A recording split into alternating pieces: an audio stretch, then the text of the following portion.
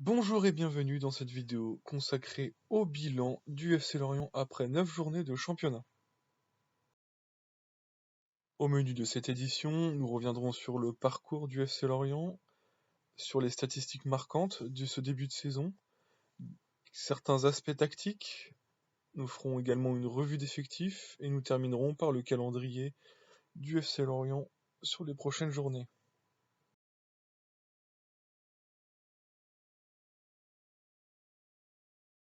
Le FC Lorient, après 9 journées de championnat, pointe à la 9e place avec 14 points et une différence de but de +1. Le FC Lorient a enregistré 4 victoires, 2 nuls et 3 défaites. Avec 14 buts inscrits, le FC Lorient pointe à la 3e place du classement de l'attaque.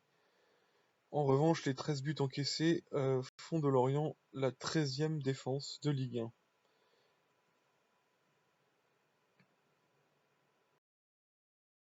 Après 9 journées de championnat, j'avais envie de regarder dans le rétroviseur pour voir la performance du FC Lorient saison après saison. Donc ce graphique représente la position du FC Lorient après 9 journées de championnat, saison après saison. Donc on constate que le FC Lorient a réalisé ses deux meilleurs départs en 2010-2011 et 2012-2013, où le FC Lorient avait pointé la 6e place. On voit également que le FC Lorient réalise son troisième meilleur départ cette saison avec une 9e place. Cette ligne représente la moyenne du FC Lorient après 9 journées de championnat.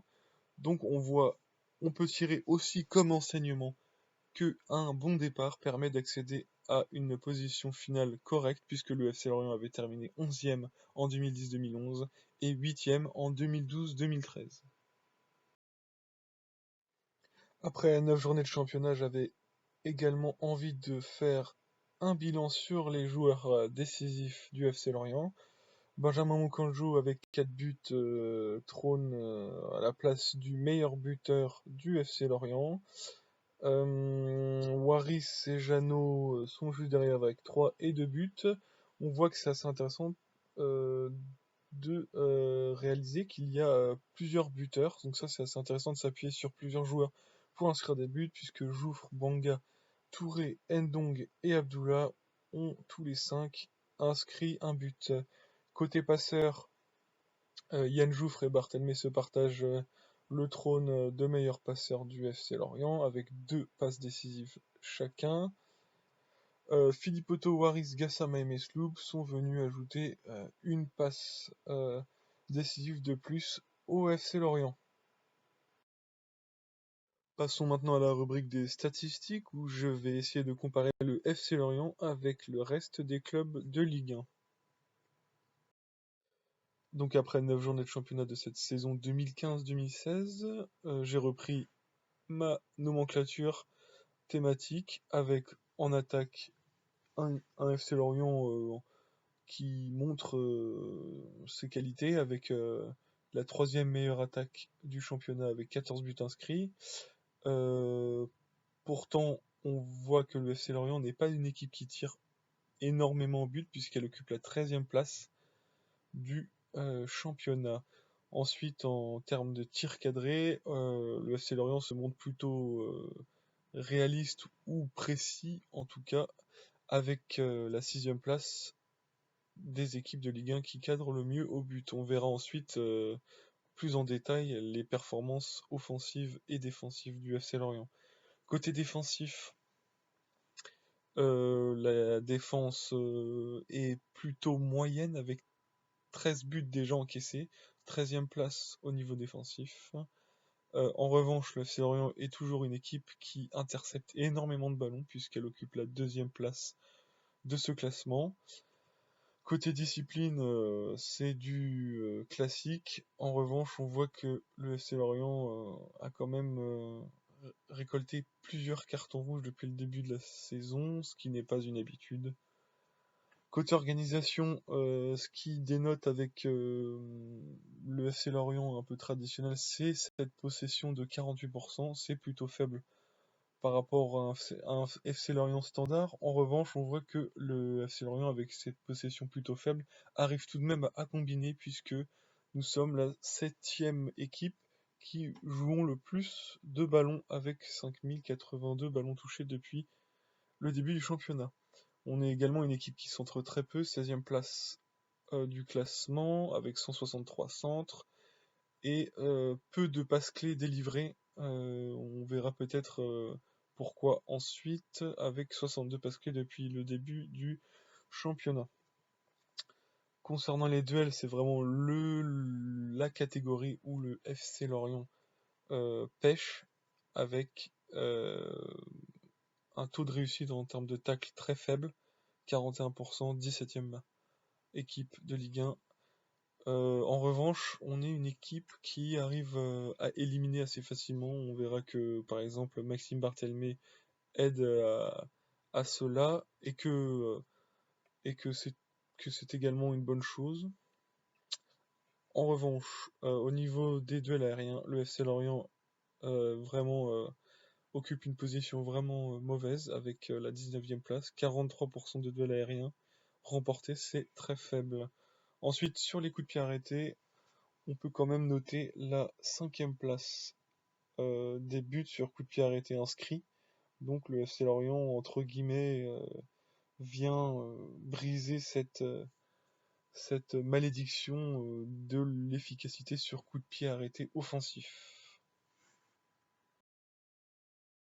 En voyant le FCL pointer à la 3e place des attaques de Ligue 1, j'avais envie de me dire, mais comment ça se fait que le FC Lorient, avec aussi peu de tirs par rapport à ses concurrents, puisse être aussi efficace? On voit que l'efficacité lorientaise est très forte puisqu'elle occupe la 3e place du classement de l'efficacité offensive, derrière l'OGC Nice et le Sporting Club Bastia.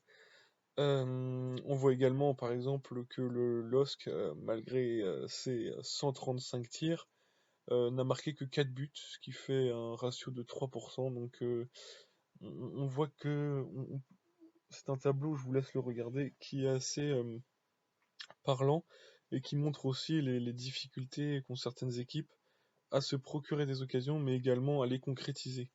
Au niveau de la défense, on voit que le FC Lorient peine un peu plus, puisqu'elle occupe une position plutôt reculée, avec un ratio de 12%. Pour expliquer ce ratio, c'est-à-dire que sur un tir adverse, on a 12% de chance de concéder un but. Sur les statistiques individuelles, je commence par la défense. L'Ottawa reste premier du classement en termes de ballons gagnés. Donc on voit que l'Ottawa est très représenté dans ce classement défensif avec 41 dégagements, 16e place en Ligue 1. 41 interceptions depuis le début de la saison, deuxième meilleur joueur dans cette statistique, mais également 38 duels aériens remportés, troisième meilleur joueur sur cette statistique également. Gassama, lui, pointe à la 50e place de Ligue 1 en termes de tacles réussis.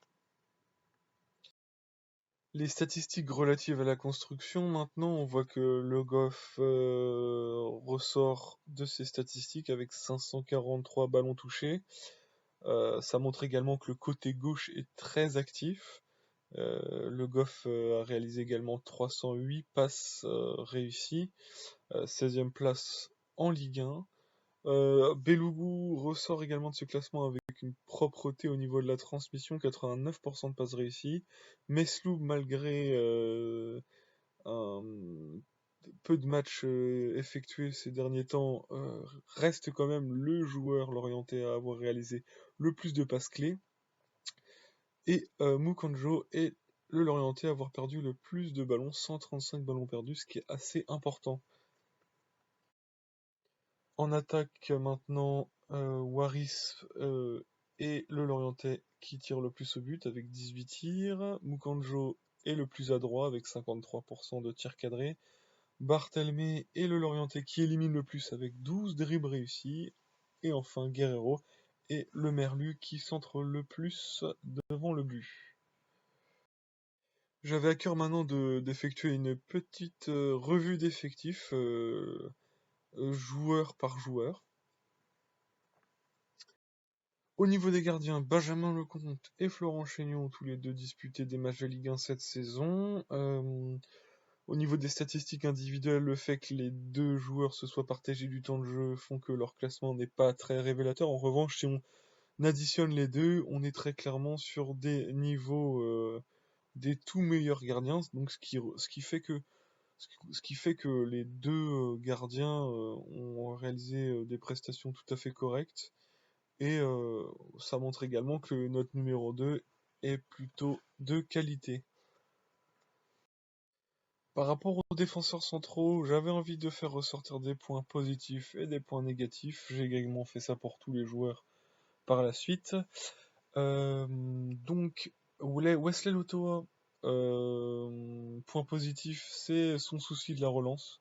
Il apporte vraiment quelque chose de plus dans la relance. Également les duels aériens, et c'est le meilleur joueur l'orienté en termes de duels aériens, et c'est incontestable, on a besoin d'un joueur comme ça pour remporter des duels aériens, et aussi au niveau de ses ballons gagnés, c'est l'orienté qui gagne le plus de ballons, donc c'est très positif. En revanche, le point négatif, c'est son souci d'autorité, on l'a vu par exemple sur le but concédé face à Angers. Ça doit être le patron de la défense, il est capitaine, il doit prendre les décisions et parfois trancher un peu plus sévèrement. L'autre point, c'est ses sautes de concentration. On l'a vu notamment face à Reims où il y a certains oublis ou carrément des erreurs préjudiciables. Donc ces deux points-là à corriger pour Wesley Lotoa pour vraiment s'imposer comme le patron de cette défense. Pour Lamine Koné, les points positifs, c'est vraiment son impact au niveau de la défense et aussi au niveau des duels. En revanche, je trouve qu'il n'a pas réellement progressé en termes de relance. Il y a quelques soucis encore au niveau du marquage et il y a également un problème d'anticipation. Pour Zargo Touré, on est à peu près sur les mêmes qualités que Lamine Koné, puisqu'il fait preuve d'impact. C'est également un joueur qui a une qualité au niveau des tacles. Et on voit qu'il essaye de travailler ses couvertures. Donc ça, c'est un bon point. En revanche, malgré le fait qu'il ait marqué un but de la tête, il y a un léger souci à corriger au niveau des duels aériens. Par exemple, face à Bordeaux, c'est lui qui concède le deuxième but bordelais. Pour les latéraux maintenant, Vincent Le Goff, on peut mettre en avant son apport au niveau de la construction, également son anticipation. Il a réalisé énormément d'interceptions et ça a été également concrétisé derrière. Le but de Reims, par exemple, le but de Bouanga a été amené par une interception de Vincent Le Goff. Et puis également, le nombre de ballons gagnés par Vincent Le Goff est assez bon. Donc c'est vraiment ces points-là que je voulais mettre en avant. En revanche, les duels aériens, c'est assez médiocre. C'est également sa petite taille et son déficit physique qui font que Vincent Le Goff n'est pas très bon sur ce secteur, et également l'impact physique. On voit également que sur certains duels, il a tendance à se faire bouger. Lamine Koné, on aime son volume de jeu, hein, on peut dire clairement qu'il a trois poumons. Je trouvais également qu'il s'était amélioré en termes de centre, même s'il doit garder une certaine régularité. Face à Bordeaux, c'est lui qui délivre le centre pour Mukanjo. Et c'est également, comme Le Goff, un point positif en termes de ballon gagné. En revanche, le marquage est vraiment parfois déplorable. Face à Reims, c'était vraiment criant. Et ce qui serait bien, c'est qu'il progresse au niveau de sa justesse technique. Papaye, on l'a pas vu beaucoup. Moi, je l'ai pas vu lors du match amical face à Brest. Donc, je n'ai vu que très peu de choses. En revanche, j'ai quand même vu qu'il avait apporté au niveau de l'animation et que je l'ai trouvé très vif. Au niveau de l'animation, c'est surtout que je l'ai vu combiner énormément avec Yann Jouffre, donc ça peut être un point positif face à Marseille. Le point maintenant sur les milieux défensifs, François Bellougou fait preuve d'énormément de sobriété au niveau des passes, très propre au niveau des transmissions. Un placement aussi très intéressant et une polyvalence, que ce soit en 4-4-2 ou en 4-1-4-1. Il peut évoluer en poste de sentinelle devant la défense, au poste de milieu central, mais également en défense centrale, donc c'est très positif. En revanche, les points négatifs, c'est son manque de vitesse et parfois un impact physique pas suffisant. Pour Rafidine Abdullah, c'est également sa sobriété qui est assez intéressante. Un joueur assez propre. J'aime également sa capacité à tacler. Il a de bonnes statistiques là-dedans. Et aussi sa capacité à gratter quelques ballons. En revanche, je trouve qu'il lui manque encore un cap à passer en termes d'animation et aussi plus de justesse et de régularité. Pour Didier Ndong, c'est vraiment le moteur du FC Lorient, un volume de jeu énorme, avec énormément de récupération au milieu de terrain. C'est vraiment un joueur qui progresse, donc ça c'est très positif selon moi. En revanche, il doit continuer à se canaliser, à effectuer de moins en moins de fautes et gagner aussi en rigueur, puisqu'il n'est pas, il n'est pas de, il a réalisé quand même quelques prestations où il a manqué de rigueur en termes de marquage, notamment face à Montpellier. Pour les milieux offensifs, Walid Mesloub vit un moment difficile. En revanche, je continue à penser que c'est un joueur qui est très intéressant pour trouver de la verticalité. C'est un joueur très technique, qui est également polyvalent au milieu. En revanche, il a montré énormément de déchets. Il s'est pas montré décisif non plus, malgré beaucoup de passes clés. Et il faut qu'il affiche plus de consistance dans ses performances. Yann Jouffre, ça a été le déclencheur du renouveau lorientais, un leader incontesté et incontestable, une technique individuelle irréprochable, une capacité à organiser le jeu. En revanche, bah, c'est sa vitesse qui fait défaut sur son couloir droit et aussi un physique qui ne lui permet pas de faire preuve d'action, de puissance, et même aussi un physique qui peut le trahir, puisqu'il ne peut pas répéter euh, des efforts de manière intense, et aussi parce qu'il est sujet à des blessures.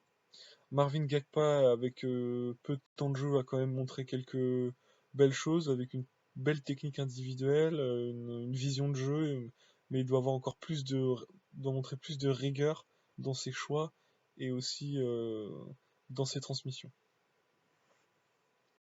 Pour les milieux excentrés, Rafael Guerrero a eu quelques difficultés à débuter cette saison. En revanche, c'est clairement un joueur très technique, avec un dynamisme à toute épreuve et aussi un sens du jeu. C'est peut-être le joueur lorientais qui me fait le plus penser au jeu lorientais. En revanche, il a eu beaucoup de déchets également et il faut qu'il arrive à trouver son rythme de croisière pour être plus régulier.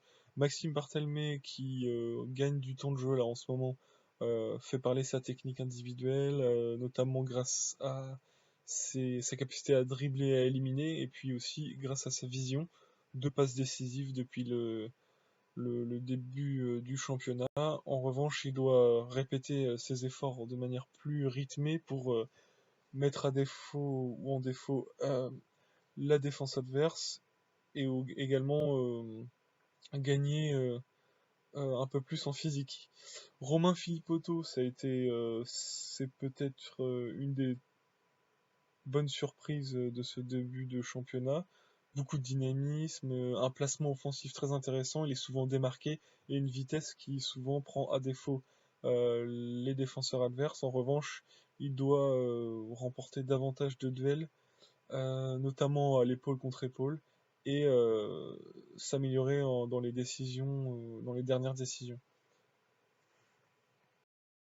Les deux derniers milieux excentrés, Denis Bouanga, j'ai bien aimé moi son dynamisme, il est rapidement rentré dans le moule en revanche, et on voit qu'il y a eu quelques problèmes au niveau tactique, notamment face à Reims, où il était vraiment très loin de ses coéquipiers. Il a très peu été trouvé, il a peu participé au jeu. Il faut qu'il montre plus de régularité dans ses performances. On le verra sûrement peut-être face à Marseille, peut-être. Moriké Fofana, moi j'ai très peu de choses à dire, on l'a vu que très peu, donc je peux pas porter le jugement à son égard. On termine maintenant cette revue d'effectifs avec les attaquants. Majid Waris a fait preuve d'énormément de vivacité, a montré un sens du but assez intéressant, et également un gros volume de jeu. Il n'est vraiment pas avare d'efforts. En revanche, sa petite taille le prive d'un jeu aérien efficace et peut faire preuve également de fragilité. On espère que son pépin physique sera réglé très prochainement. Pour Benjamin Mukonjo maintenant, bah, son jeu aérien a fait mouche face à Bordeaux. Il est très polyvalent, on l'a vu très précieux dans ce 4-1-4-1 sur ce couloir droit. Et puis c'est aussi son volume très intéressant, son volume de jeu très intéressant. Donc on a vraiment deux attaquants avec un volume vraiment intéressant et vraiment important. En revanche, c'est peut-être la conservation de balles et un jeu dos au but où ça, où c'est moins, où c'est moins bon. Pour Benjamin Janot, moi j'ai apprécié son jeu de soutien comme 9,5 et puis son placement. Et je trouve qu'il a toujours des placements intéressants. En revanche, un peu comme Benjamin Mukanjo, il a une conservation de balle qui doit travailler encore et aussi un impact physique à, à faire progresser. Et puis aussi quelques choix de frappe ou de passe dans les zones de vérité. On passe maintenant à la rubrique tactique. Avec 48% de possession, le FC Lorient est classé à la 14e place de Ligue 1. En moyenne, le FC Lorient joue par match 565 ballons. Donc on l'a vu tout à l'heure, c'est gage aussi d'une certaine qualité. Malgré une possession faible, le FC Lorient combine et fait pas mal de passes. 411 passes par match en moyenne et des enchaînements plutôt de meilleure qualité avec 4,6 passes enchaînées en moyenne. En termes de style de jeu, toujours la ventilation passe courte, passe longue est dans la moyenne, hein. On voit que 80% de passes courtes par match, 15% de passes longues.